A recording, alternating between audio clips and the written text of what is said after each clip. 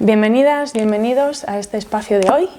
Tenemos aquí una entrevista con una persona que admiramos mucho, es Siro López, a raíz de este libro, Esencia, sobre espacios educativos, y hemos tenido la suerte que nos ha invitado a su propio espacio. Entonces nos encantaría conocerle, que nos explique un poco más de su trayectoria, de sus ideas. Y bueno, lo primero, darte muchas gracias por invitarnos a este espacio. Gracias a vosotras, sí. Sí, que es un poco su espacio también hasta interno, ¿no?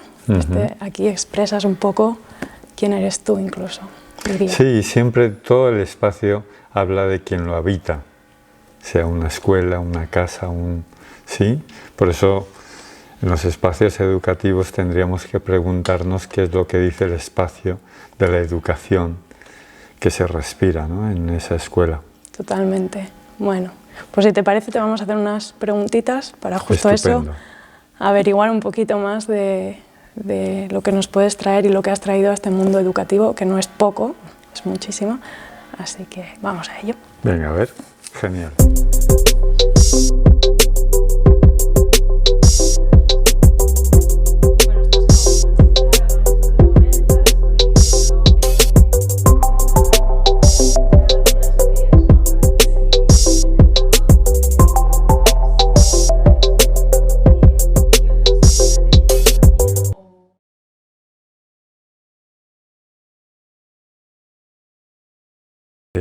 He sido muchos años profesor y siempre he combinado el tema artístico porque ya desde niño, sí, como he tratado de mantener lo que de niño hacía todos los días, que era pintar, bailar, etcétera, etcétera, ¿no? Entonces es algo que a medida que iba descubriendo áreas en las que quería estar, pues lo he mantenido también como adulto.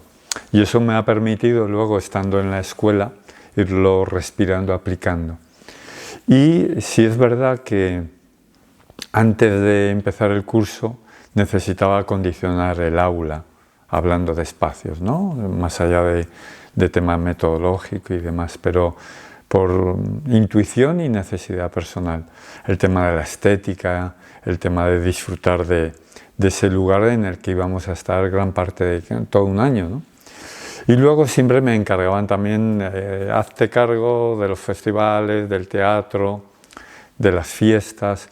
Y desde ahí, antes de empezar cualquier proyecto teatral con el alumnado, tanto en infantil, primaria o secundaria, que he estado también dando clases en formación profesional y ahora estoy como profesor en varias universidades, pues en el teatro me pasaba meses con el alumnado, limpiándolo, acondicionando los camerinos, el vestuario, la parte técnica, la electricidad, algo tan básico como eso, ¿no? Entonces, primero esos meses acondicionaba el espacio y a partir de ahí comenzaba con el alumno. Pero es curioso que con el propio alumnado, el que participe en la limpieza, pintura, el añadir espejos en los lavabos, hacía que luego ellos se sintiesen orgullosos, ¿no?, de su propio teatro, de las obras, de los ensayos, etc. Luego, posteriormente, sí decidí ponerme a investigar el por qué y el para qué, ¿no?, qué dice la psicología, qué dice la pedagogía, las diferentes corrientes pedagógicas, qué dice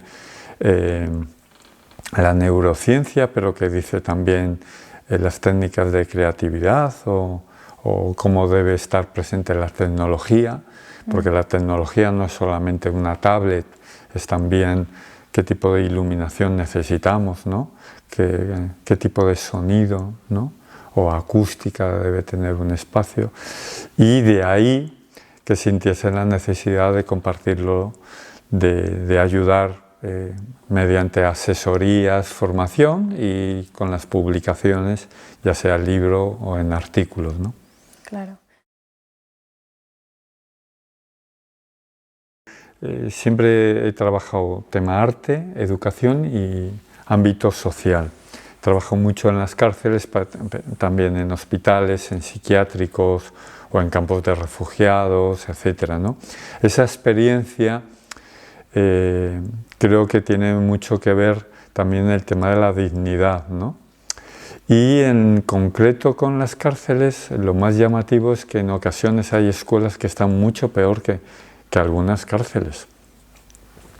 Y no es de recibo el que nuestros propios hijos estén en escuelas con una abundancia de rejas, con una abundancia de hormigón, con una abundancia de mensajes de prohibido, prohibido, etcétera, etcétera, ¿no? Entonces, hoy se sabe que ciertos espacios generan conflicto, que generan violencia, ¿no?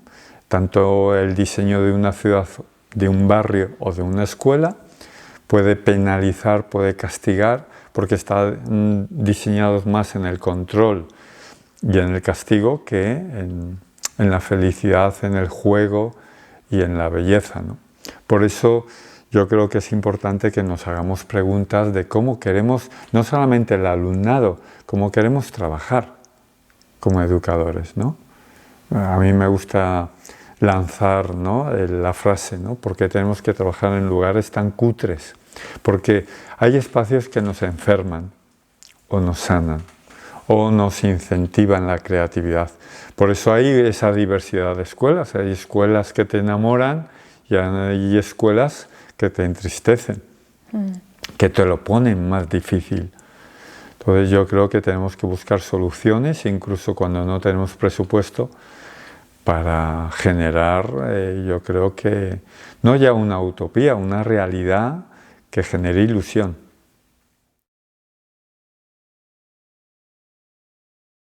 Una de las cosas que he constatado a la hora de cuando me he puesto a investigar es que todo lo que es imprescindible en infantil, de 0 a 3 años o de 0 a 6, es imprescindible en adolescentes y es imprescindible en adultos y en una residencia de ancianos.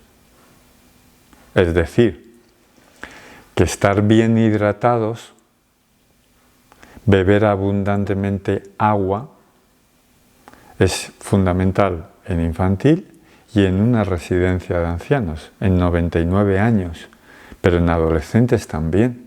Entonces, no solamente porque el cerebro es, como digo yo, un trozo de tocino, ¿no?, una esponja, sino que todo el cuerpo tiene la misma proporción de agua que el planeta, lo cual me parece precioso. Y cuando estamos mal hidratados, genera cansancio, apatía, dolor de cabeza, desinterés y mala leche. Genera conflicto. Y eso sucede tanto en un adolescente como en un adulto, también en el profesor. Claro, no se entiende cómo hay escuelas que tienen prohibido beber agua en el aula. Cómo todas las fuentes del patio están selladas. Cómo en las nuevas escuelas que se construyen, es decir, hay presupuesto, porque se están construyendo ahora nuevas escuelas, no se contemplan fuentes en el patio. Luego, un mismo criterio, que sabemos que el niño o niña necesita jugar, además de beber, necesita jugar con agua.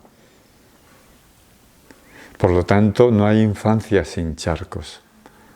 ¿Y el patio cómo está diseñado? Hormigón, asfalto, no sé si me explico. Y de ahí podríamos seguir tirando del hilo, ¿no? Y así podríamos hablar de luz natural como un derecho fundamental. Necesitamos luz natural para aprender, crear y trabajar. Cantidad de espacios están con todas las persianas bajadas durante toda la mañana por culpa de un proyector. Entonces, cuando generamos conciencia en todo el claustro, pero también en la administración pública, porque ya digo, se están construyendo ventanas con toda una rejilla que imposibilita la entrada de luz natural e incluso con ventanas pequeñas, etcétera, etcétera, de nueva construcción. Lo que necesitamos es criterio pedagógico. El criterio para modificar un espacio no tiene que ser moda, tendencia o el último recurso que vemos en una foto de Pinterest. No, ¿Cuál es el criterio pedagógico? A partir de ahí, siguiente paso, ¿no? ¿Qué recursos tenemos, ¿no? ¿Qué presupuesto? ¿Qué podemos hacer, ¿no? Pero el criterio ha de ser pedagógico y a partir de ahí, también desde nuestra propia cultura, muy diferente a Finlandia o a Suiza o a Alemania, y tenemos mucho que aportar, ¿no? Y tenemos muchísimas posibilidades para enriquecer nuestras escuelas con los recursos que tenemos en nuestra propia zona. Y afortunadamente también se están haciendo cosas maravillosas, pero a mí me gusta insistir, ¿no? Que tiene que haber detrás una reflexión.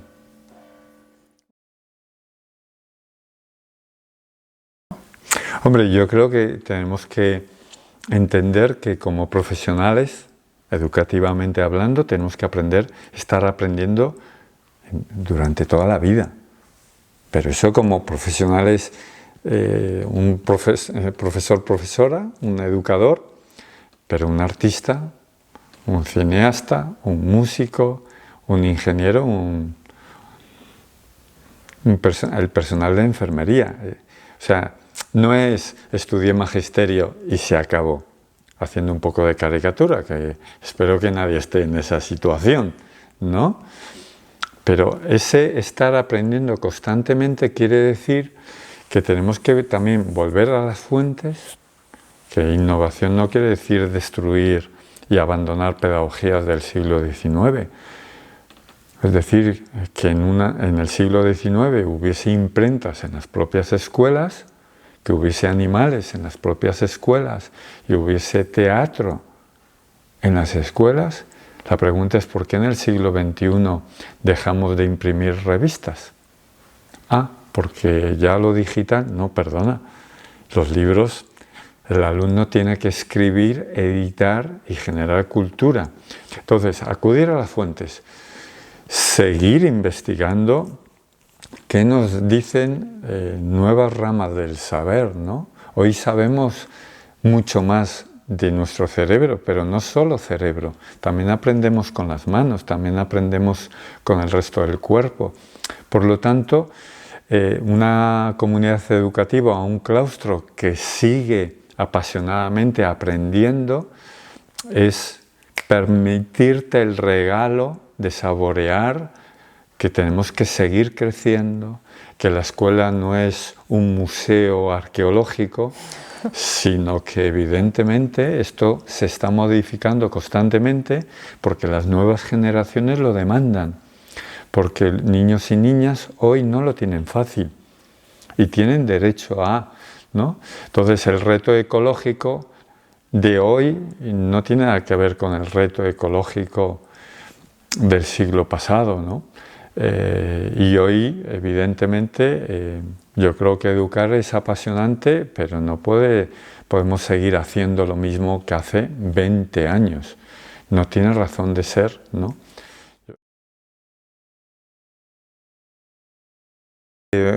Bueno, algo que me gusta es toda la escuela, no ya un aula. Toda la escuela tiene que ser un espacio lector, no solo la biblioteca. Toda la escuela debiera ser un laboratorio, porque no tiene razón de ser que de repente deje de haber laboratorios, que es que ya un microscopio como herramienta ya no está en un aula, cuando en realidad un niño cuando se acerca a un microscopio es que, vamos, brillan sus ojos, ¿no? Qué triste que entendamos que sí, porque ya no se usan los laboratorios, quitamos los laboratorios, ¿no? Y se generan otro tipo. Lo mismo pasa con el arte, ¿no? Toda la escuela ha de ser un espacio de creación. Por lo tanto, además de un atelier, sí, el patio como un espacio de creación. Y donde en el recreo me oxigeno mi mente, oxigeno mi cuerpo, porque tengo diferentes espacios para poder crear. Pero es que cuando regreso al aula, sigo creando, sigo investigando. Y crear, no entendiendo crear con plastilina. Crear significa investigar, reflexionar, incentivar la curiosidad. Crear significa también interactuar con un libro, ¿no? Con el cuerpo, bailar, porque crear tiene que ver con la danza, ¿no? Con la meditación, con la escalada, subir a los árboles. O sea, ponemos el rocódromo ahí en la pared, ¿no? De ladrillo, pero está prohibido subirse a los árboles. Sí, sí, sí. Entonces, hay cosas que me entristecen si miramos a la infancia de hoy, porque parece que son muchas las cosas que están prohibidas y muy poco lo que se puede hacer. ¿No? Hemos tenido un conflicto con las peonzas. Prohibido jugar a las peonzas. Para que no pase nada, lo prohibimos. En lugar de decir, oyes, vamos a dedicar un espacio específico al juego de las peonzas, vamos a consensuar con el alumnado normas de buen uso, vamos a acompañarles para enseñarles a... Claro, un proceso educativo. Pero lo mismo, ¿no? De decir que la infancia pueda pintar en gran formato. Que en primaria recuperen el juego. Siguen siendo niños y niñas. ¿Cómo es eso de que no, aquí ahora ya no se juega? No, es que en la adolescencia que pueda, no sé si me explico. Entonces, claro, te das cuenta que hay una parte de la educación, afortunadamente no es toda, que tiende ante los miedos del mundo de los adultos, el pensamiento es lo prohibitivo. Se prohíbe y hacemos que estén sentados sin moverse para que no suceda nada. Porque si sucede algo que nos da pánico y que nos pueda alguien decir que sí, el peligro, entonces claro, eliminamos cualquier tipo de para que no suceda absolutamente nada. O una escuela que cree en la infancia y en la adolescencia, que responsabiliza al propio niño de forma autónoma, que se pueda la autorregulación, ¿no? Y la responsabilidad para que juntos, sin distinción de edad, caminemos en un espacio que nos permita aprender juntos, ¿no?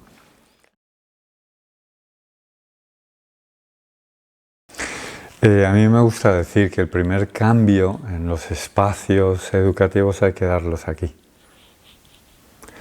Y es normal también que pase el hecho de que haya resistencias, la comunidad educativa está muy cansada, no digamos ya después de la pandemia, pero el estar en una escuela en el día a día es estar a 1000. Y estar resolviendo cantidad de frentes y no nos permite reflexionar, pararnos a decir qué nos está pasando, qué necesitamos. Es necesario hacer tantas cosas porque no hacemos menos, pero más profundamente. Pero claro, separarse parece un lujo, porque la sociedad está yendo a alta velocidad. Y esto se está contagiando en la escuela, en las familias y en la infancia. Hay niños ya estresados. Y es un termómetro que nos tiene que doler. Luego, con esto estoy diciendo que es normal, pero no lo tiene que justificar. Porque nos pasa factura. Entonces yo creo que es importante decir, ¿esto realmente nos está ayudando? ¿Realmente lo necesitamos? ¿Sí? Porque al final es ir en contra de, ¿no? Hay resistencias y también cuando se van acumulando demasiadas heridas, tanto emocionales como de otro tipo, en el claustro te das cuenta que hay un porcentaje de profesorado que puede llegar a quemarse. Y para justificar esa herida, pues hay quienes hemos tenido todos compañeros que se posicionan en una situación de ataque, de la queja, ¿no? Hay especialistas en la queja que, como lo hacen todos los días, lo hacen maravillosamente bien y que pueden arrastrar a todo un equipo. Y eso tenemos que tener cuidado porque al igual que hablamos de relaciones tóxicas, pues en un claustro también podemos dejarnos arrastrar por esa queja, no se puede, imposible, no hay presupuesto, no hay tiempo, no, el sombrero negro, ¿no? Y en estos casos, ¿tú qué haces? Yo en mi vida personal, esto te lo encuentras todos los días, pero yo siempre he optado por aquello que me enamora. Tengo claro cómo quiero vivir. Y dificultades nunca nos van a sobrar. Pero tampoco en un hospital las dificultades y el dolor están siempre presente. Pero como profesional, ¿qué es lo que te ilumina? Poder ayudar en una situación de dolor, ¿no? Un educador, yo creo que tiene que apostar por una escuela feliz. ¿Parece utópico? Pues yo me he encontrado escuelas que eso es real. Para mí es muy importante generar ilusión, esperanza, ver que es posible, que se puede, que alimentando la estética, involucrando a las familias, involucrando al alumnado, hay modos muy creativos que nos permiten, incluso estando en escuelas sin presupuesto, no con un poco de presupuesto, sin presupuesto, con proyectos participativos, con comunidades de aprendizaje, se hacen realmente cosas increíbles. Y esto es real, existe. Y me gusta siempre presentar, no, es que esto es de la escuela, esto solo es Finlandia, países nórdicos. No, mira, en Vallecas, mira, en este otro, mira, escuela pública. Sí, porque muchas veces, no, eso solo lo puede hacer la escuela privada. Es falso, ¿no? Y aún así, hay quienes quizás no quieran. Bueno, yo siempre me gusta insistir, busca alianzas, ¿no? Busca 2 o 3 personas que están también deseando, que están junto a tu lado, que también quieren vivir de otro modo. Y es posible. Porque si no, te carcome la queja o el pesimismo. Y hay muchos motivos para el pesimismo. ¿Pero compensa? No. Entonces, solo por un niño, solo por esa niña, mereció la pena.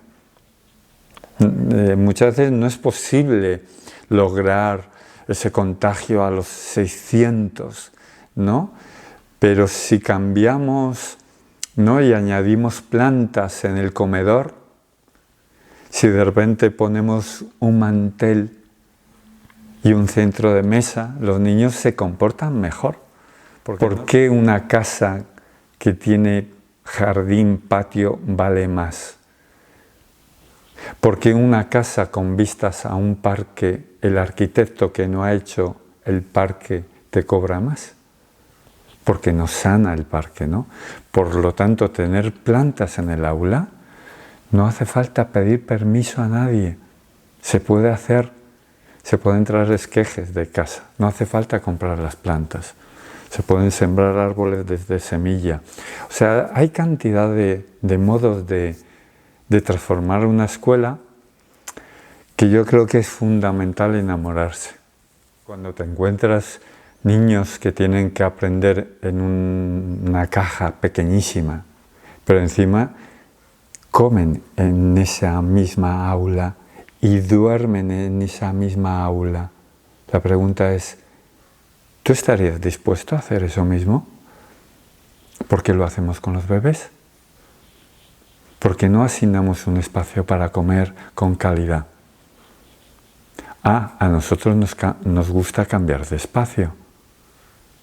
Pero el bebé, como no protesta, les tenemos en el aula y les servimos la comida en el mismo aula.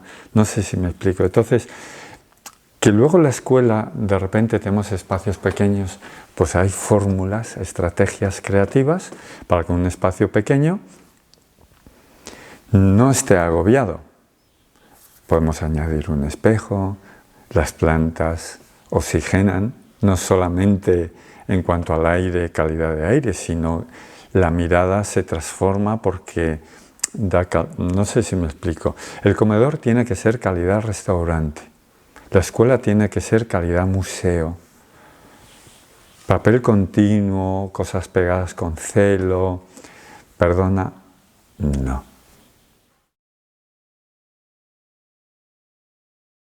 Necesitamos aulas con menos alumnado. Eso no quiere decir para trabajar menos, no, para trabajar más profundamente. Pero al mismo tiempo, el silencio no como un castigo, que tenemos que estar todos callados, sino el silencio como un espacio para la escucha, para la música, para la interioridad, para la meditación, para que podamos para que podamos dialogar, conversar. Nunca lo hemos tenido tan fácil para acondicionar los espacios con una buena acústica, que estén bien insonorizados, que no tengamos al profesorado con problemas de garganta. Yo creo que es muy importante que el niño no tenga que gritar, porque se puede escuchar, ¿no?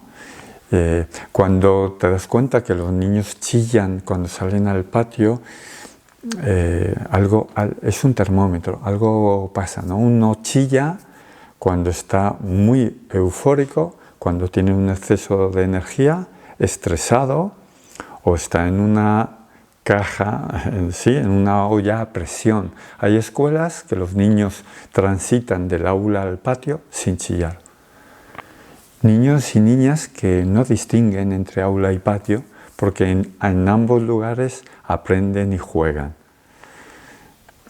Cuando hay un ruido por parte de las gargantas de la infancia, es un termómetro de que han estado en una olla a presión, porque que ya no saben cómo gestionar su exceso de energía.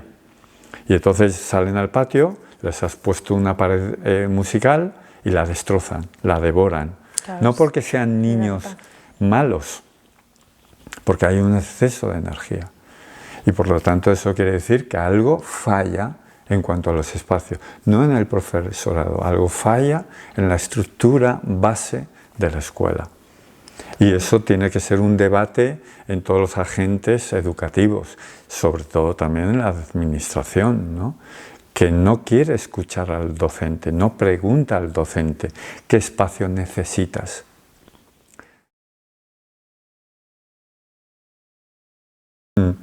Es de hecho otra de mis pasiones.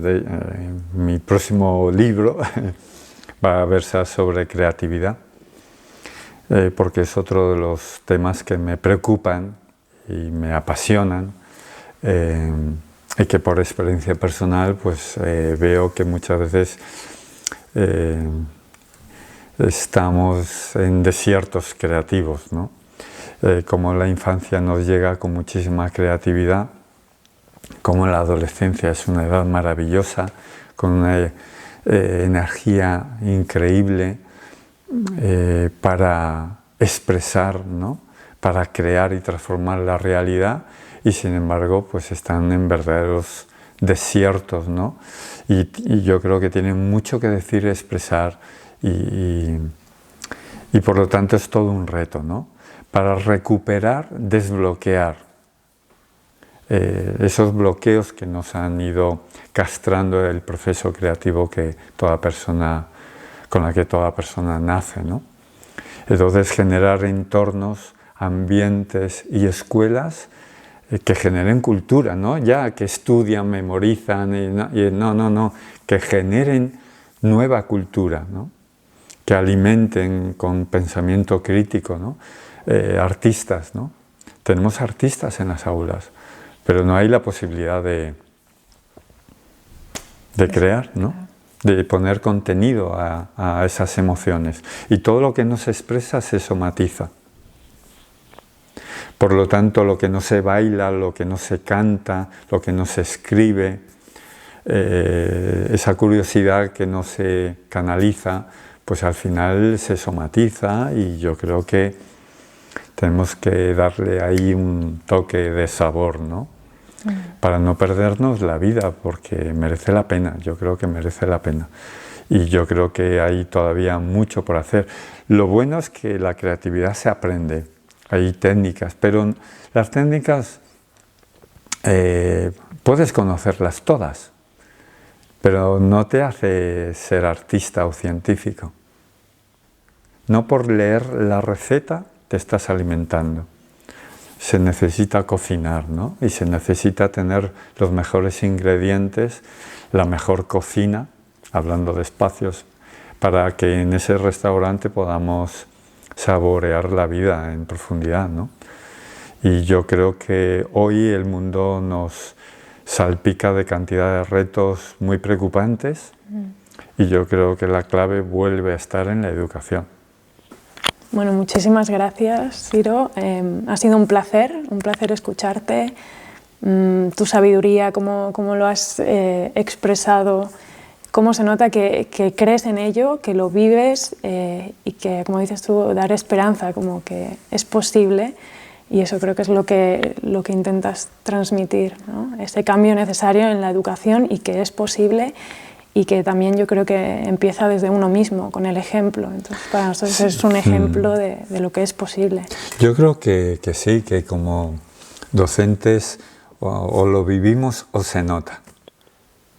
O sea, es algo que primero lo tenemos que experimentar y permitirnos también el cansancio, los errores y volver a recuperar el suelo, ¿no?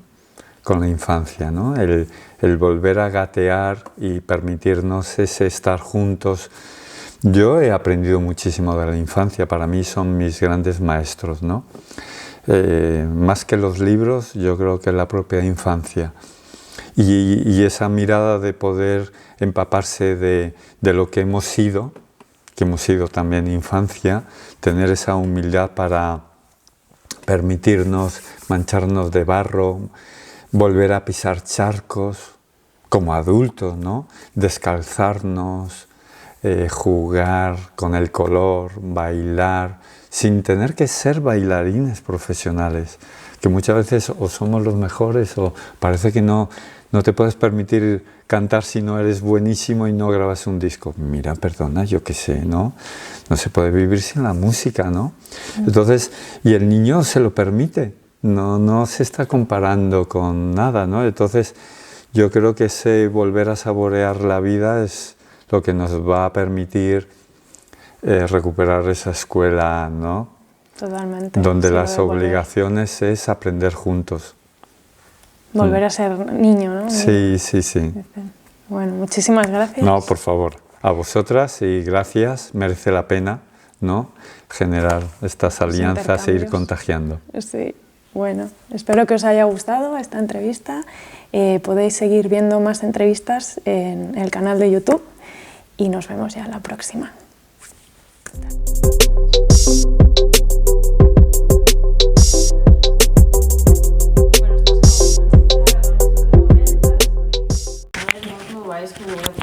Ah, sí, la foto. Por favor. Pero has puesto los 10 segundos. No está grabando y luego sacas captura. Oye, me haces trabajar el triple. Ahí el 10. Ahí. Irme, cerrar en grabación. Sigue grabando, ¿no? Ahora sí. Ah, pues aléjame ahí. Ahora. Vale, a ver, rec.